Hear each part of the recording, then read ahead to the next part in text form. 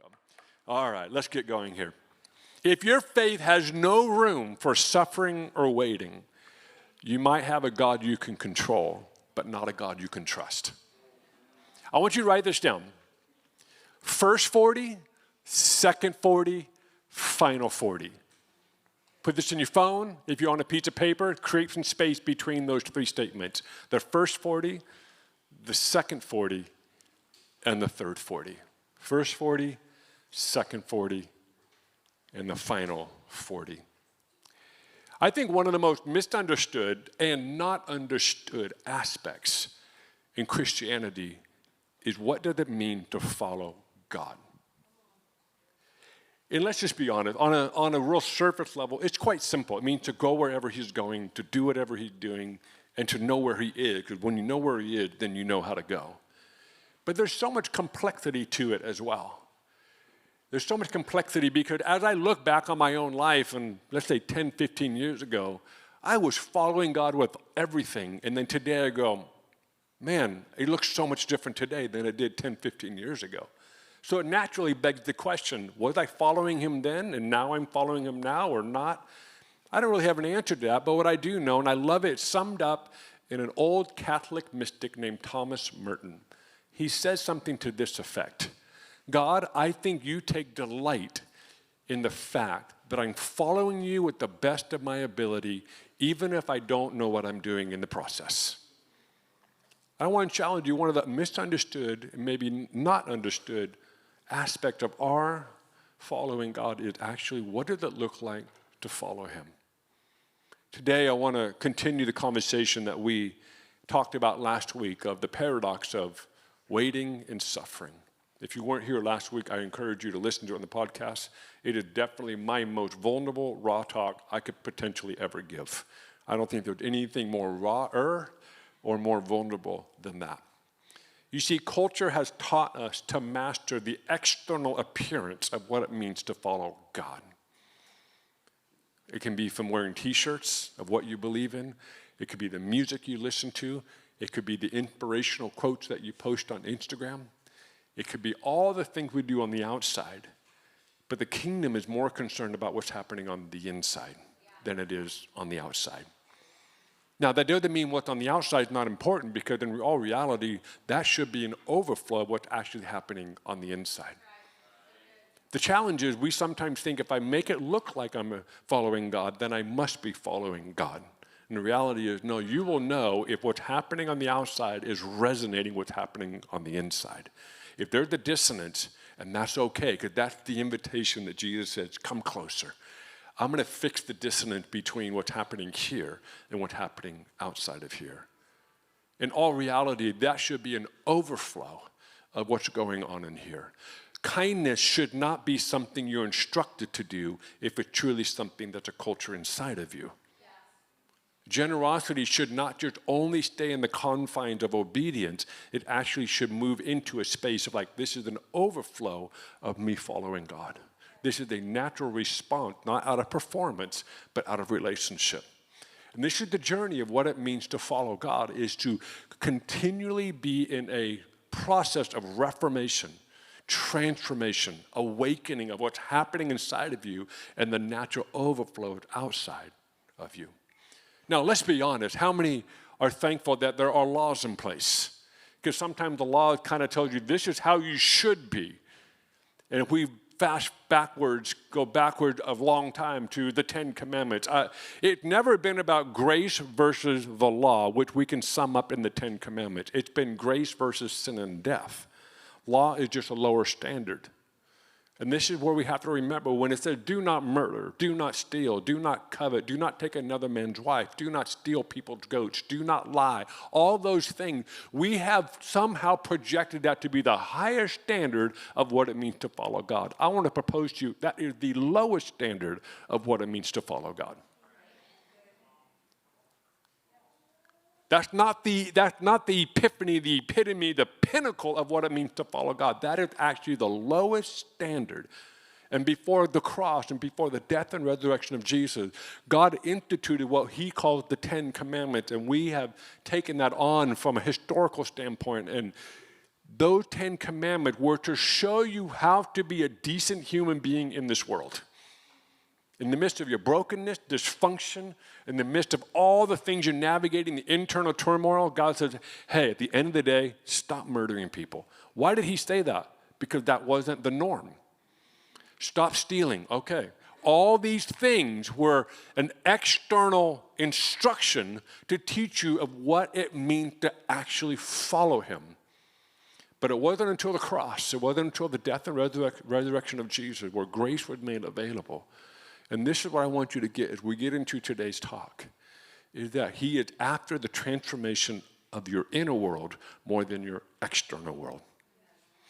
One thing my parents taught me, being raised by them, but even as I became a parent, is that my dad was more concerned about our attitude and our heart than our behavior. In fact, he would very rarely address our behavior. My mom and my dad would very, very rarely address our behavior. He would always address our heart, because he knew if our heart could get healthy and whole, then our behavior would automatically change.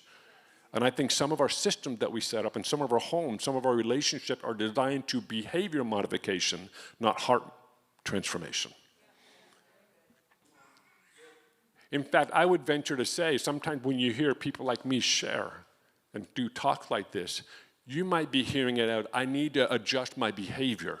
No, that's not what I'm saying. I'm saying you need to let God to transform your heart, and that will automatically affect the output, what we call behavior and expressions. So if you find dissonance between your behavior and your heart, in other words, you're doing it out of obedience, then guess what? You're missing an opportunity to grow. You're missing a window to grow and hear. Because when you let God transform you here, no one has to tell you, do not murder. Do not steal. No one has to tell you, be kind.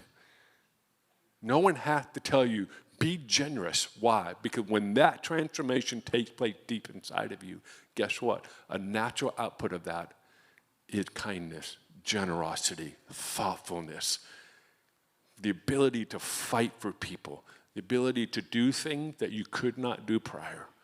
And today I want to take you deeper into this reality. Last week we talked about the paradox of waiting and suffering. It's the what to do now until then. It's the hallway. Hallways are wonderful if you know there's a room somewhere, but if you can't see the room, hallways are terrifying. You're like, where's the light switch? Turn the light switch on. I need to see what my options are. How many have ever, if not right now or ever, been in a hallway where it's dark and you can't see where you're supposed to go? You see, that's the normal life human experience, is hallways. It's the time, and we wish we could determine 3 months is okay, but anything more than that, I just can't do it. So we stay in the room that we thought we were supposed to leave. In fact, some of us will not leave the room we're leaving or in because we don't know what the next room looks like, so we just stay in the same room.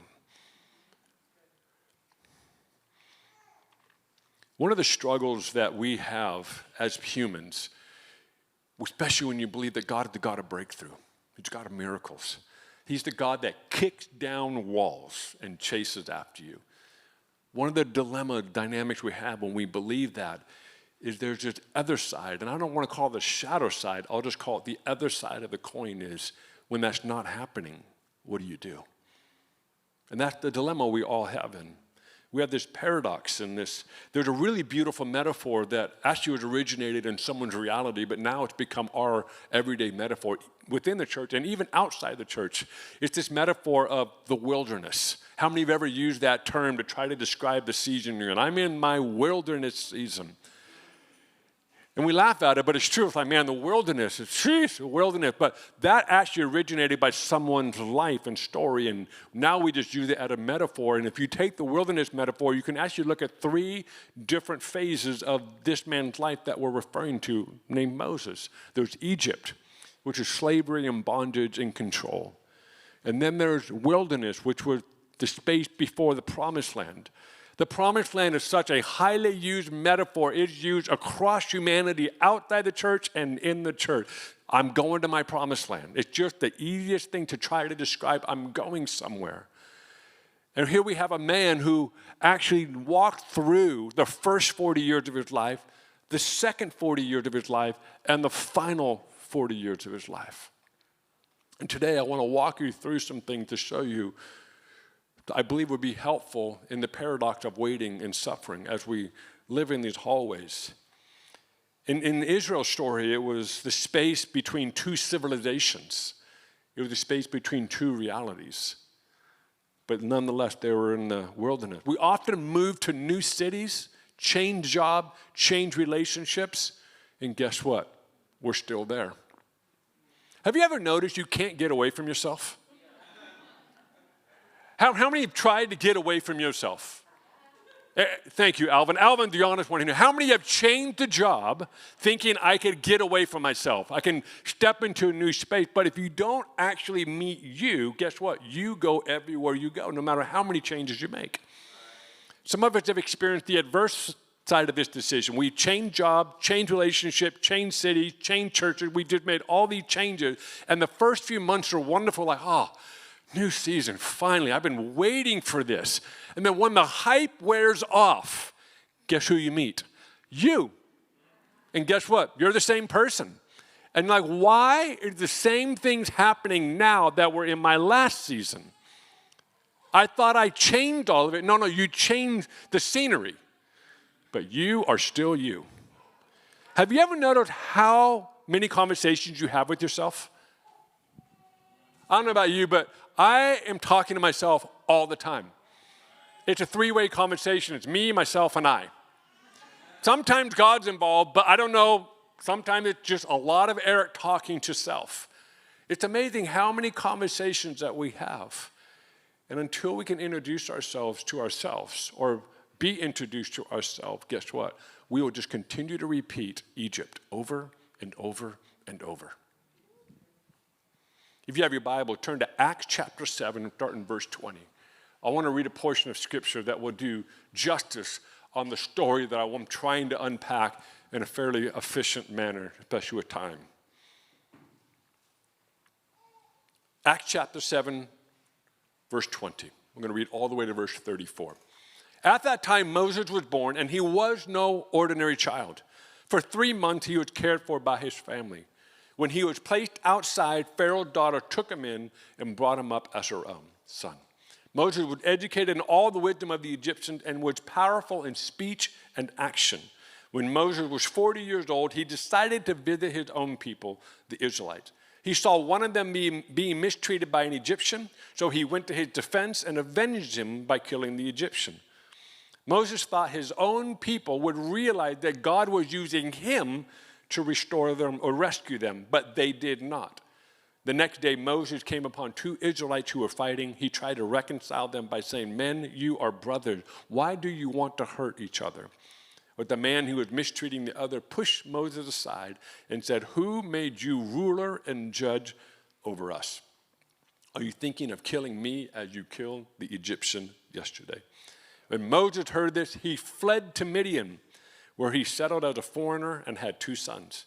After 40 years had passed, an angel appeared to Moses in the flames of a burning bush in the desert near Mount Sinai. When he saw this, he was amazed at the sight. As he went over to get a closer look, he heard the Lord say, "I am the God of your fathers, the God of Abraham, Isaac, and Jacob." Moses trembled with fear and did not dare to look. Then the Lord said to him, "Take off your sandals, for the place where you're standing is holy ground. I have indeed seen the oppression of my people in Egypt. I have heard their groaning and have come down to set them free. Now come, I will send you back to Egypt." In your notes, I told you to write down the first 40. I'm going to share some thoughts and write down whatever makes sense to you. The first 40 years of Moses' life started out with a tragedy, but turned into an incredible experience that actually we find out later was invaluable. It was necessary. It was needed for the calling and the assignment on the life of Moses. The first 40 years were the time of privilege. It was a time of access. It was a time of great wealth. And it was also a time where Moses had an identity crisis, an identity conflict, because he's a Hebrew-born child, but he was raised in the house of Pharaoh, an Egyptian. So he had an internal culture, an internal value system. He had an internal DNA that came from his Hebrew line, but he was raised in an Egyptian framework. So at some point, and we find out in the passage we just read, he couldn't handle it anymore because his external reality didn't match the internal reality, and he felt injustice was happening, and so he decided to take justice into his own hand, and he killed somebody that was being mistreated by an Egyptian. And as we read just a moment ago, the next day Moses tried to solve conflict between two fellow Israelites. And as he's doing that, they said, "Are you going to kill us too?" And that ended the first 40 years of Moses' life. But the first 40 years, he also learned statecraft. He learned politics. He learned the ways of empire. He learned how an empire thinks. He learned how an empire advances. He learned how an empire exerts control for economic gain. He learned all of this in the first 40 years of his life. Which, as we know, we read the whole story now, and what we see is that Moses was used by God to set people free from the empire. How? Because he understood how they thought, how they lived, how they acted. He was able to dismantle. So I wonder how many seasons of our life we're in an environment we do not want to be in, but God actually has you there because someday you're going to help set people free from that environment. There's a lot there. I'm going to leave that there for right now. I'll just let Melissa take that from here. Moses also learned in the first 40 years that positional leadership is different than leadership that people say, "You are my leader."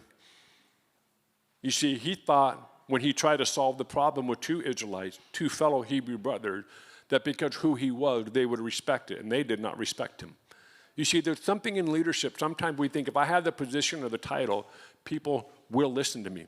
They will if their job depends on it, but if their job does not depend on it, it's pointless. This is why one of the questions in all my leadership teaching and speaking teaching, I will always ask the question, who am I to you? And I tell anybody that's a leader, anybody that had any desire to influence, whatever it may be, in a leadership capacity or speaking capacity, you have to determine who do the people say you are to them. Because if you think you're a leader and they don't view you as a leader, their level of dissonance is awkward and embarrassing. So this is one of the most vital things that Moses learned in this season. He recognized, oh, I'm not actually a leader. I might have a position, a title, but I'm actually not a leader to them. So in the first 40 years, Moses learned a lot. He got an education, he got privilege, he got leadership skills, and a sense of justice. But without humility and God's timing, this was all going to be a liability. So guess what happens? He goes to the second 40 years of his life, which is what we call the wilderness. Now, the second 40 is very different than the first 40. The first 40 was wealth, access, privilege, opportunity. At the highest echelon of empire, Egyptian empire, had everything at his disposal. Now he goes into Midian. Now, why did he choose Midian? Because Midian was just outside the jurisdiction. Because when you're a fugitive, the goal is to get outside of the jurisdiction of who you're running from. So Moses thought, I got to get as far away as possible where they actually don't have jurisdiction. And that ended up being Midian. So Moses spent the next 40 years in this place called the wilderness, or Midian. Now, what's fascinating is Moses is running for his life because he's a man of justice, and we find out he loves to protect people. And he's sitting at a well, and there's two girls, couple daughters are there, of a man named Jethro. And he's there, and people came to assault these two daughters. So Moses did what was deep inside of him, that was to protect, and that was to bring justice. Well, word got back to the dad named Jethro that this stranger came out of nowhere and saved us and protected us. This is what Moses does. It's so interesting. You can see the protector, the just person that needs justice in the early years of Moses. And that was the DNA that was necessary to be the Moses that we all adore. And so Jethro finds out, and they accept Moses in. And over time, over the next 40 years, Moses gets married. He has a family. And guess what? He gets a job. What's interesting to me, so in the wilderness, he gains community, he gains family. He gains children, he gains a wife, and he gets a job. I think we need to reframe our perspective of wilderness. I think we need to take a whole look at wilderness from a broader perspective. I would venture to propose that a lot of us, when we hear wilderness, we think of dry, barren emptiness. And we're like, we got to get out of this. But I want to propose to you, Moses actually gained a family, had kids, fell in love, was embraced by a foreign family, and he got a job. And what was his job? He was a shepherd. He learned how to lead sheep. There are so many parallels in Scripture. When you can work and lead sheep, guess what? You can lead nations. Now, if you've ever been in the business of shepherding people, that's a serious situation. If you've not had that privilege yet, I encourage you to try it out sometime.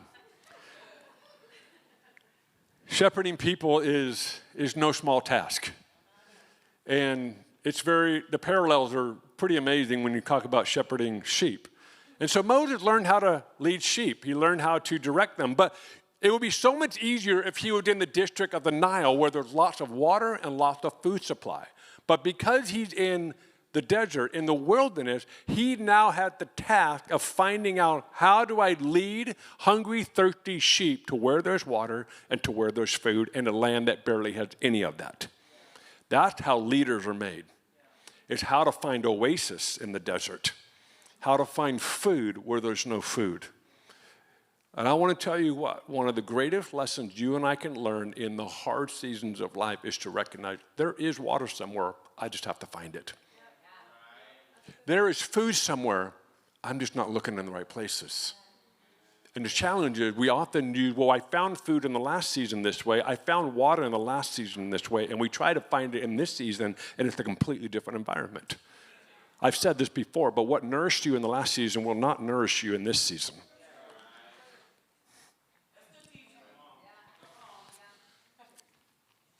You see, life in obscurity, life in a wilderness, teaches you to find a new cadence, a new rhythm, and a new pace. It teaches you to see everything differently. Now, I've noticed in my own life, but I'm just, from my perspective, I've interacted with obviously lots of people, and I've noticed individuals that talk about what used to be is usually indicative they're still there. They might not physically be there, but they're still there emotionally, they're still there mentally, and they're still there spiritually.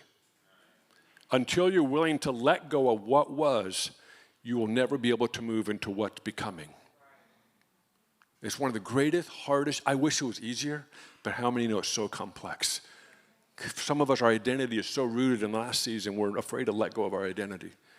We're afraid to let go of who we know ourselves to be. But if you can embrace the fundamental truth that God is creating you to be someone that you didn't know existed, then you're ready to go for a journey. I got to keep moving here. And while Moses is in the second 40 years of his life, what's happening parallel is a nation in Egypt is groaning, is crying out. And God hears the cries of a nation, and he sees this man Moses who is learning what used to be liabilities is now becoming a place of strength, a person of resource. He's learning how to lead when nobody's watching.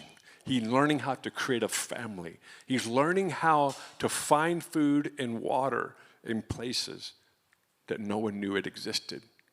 And God said, it's time. So at the end of his next 40 years, so now Moses is 80 years old.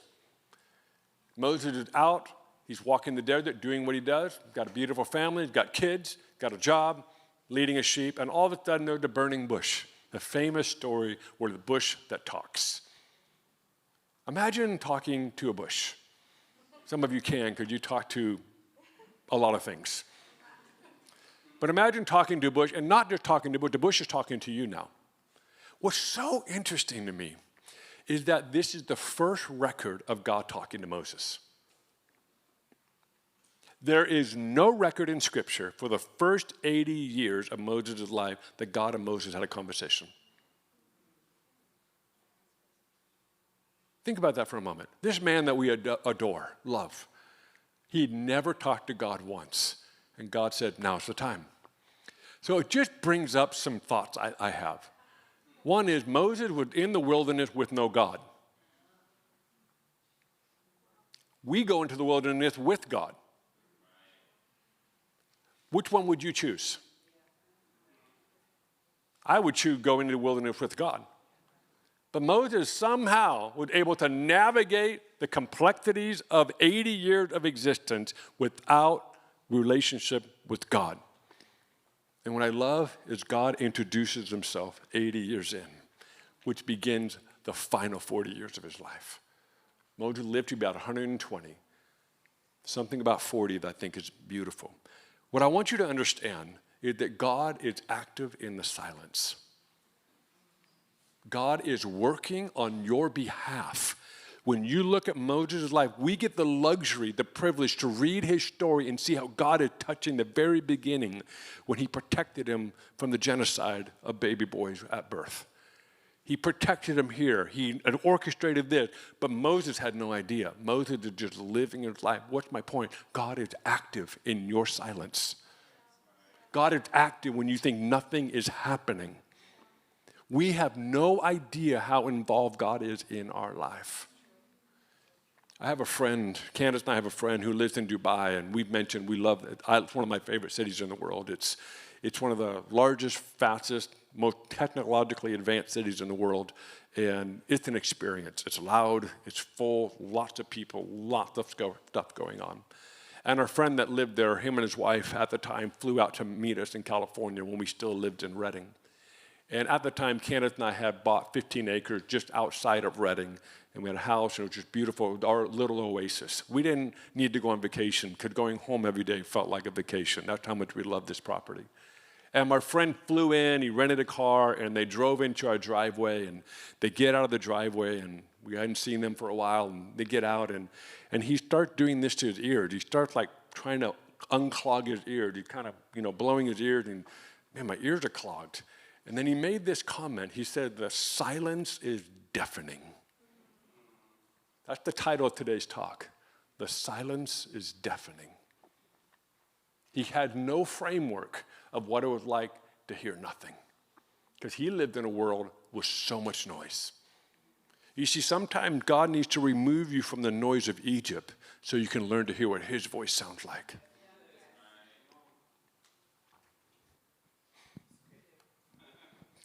Come on now.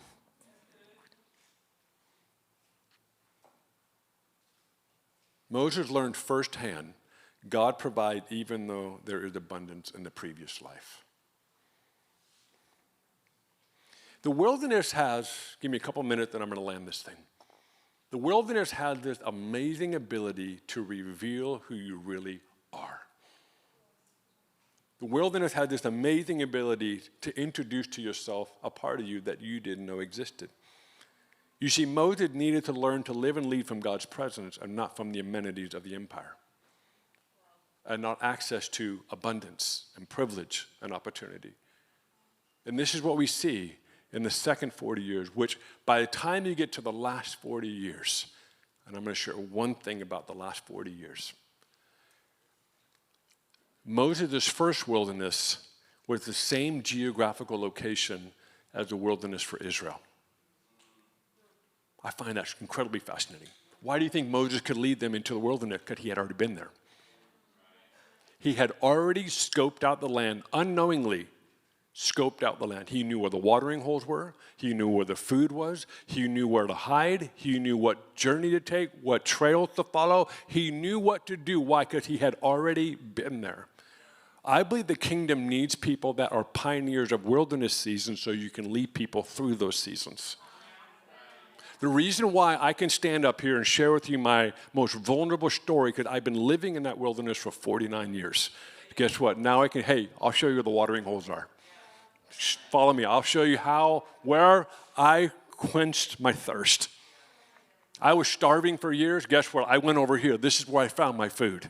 I found it over here. No one knew it behind this rock, but there's a lot of food sitting right here. You see, when you go into the wilderness and you learn to thrive in the wilderness, guess what? You then become a messenger, a leader, a human that can take other humans through the same season, because some people need you in their life to help them in a wilderness you're already familiar with.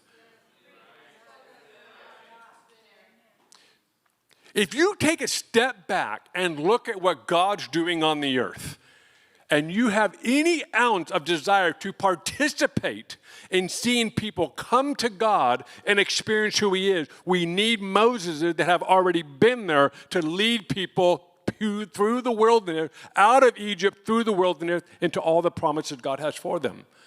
We've got to stop making this only about our promised land and realize this is for every human being on earth. So if you want to participate when God is doing, guess what?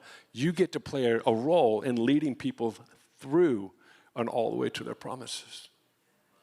So Moses had already been there. I have this suspicion that as Pharaoh let the nation of Israel go, Moses is walking out of Egypt with no anxiety about where they were going. Why? He'd already been there. Maybe anxiety about all the people, but I don't think he was nervous about where they were going. Why? Because he had already been there. So the question I have for you, where have you been? Where have you been that others are looking for water and food? So that's my challenge for you today.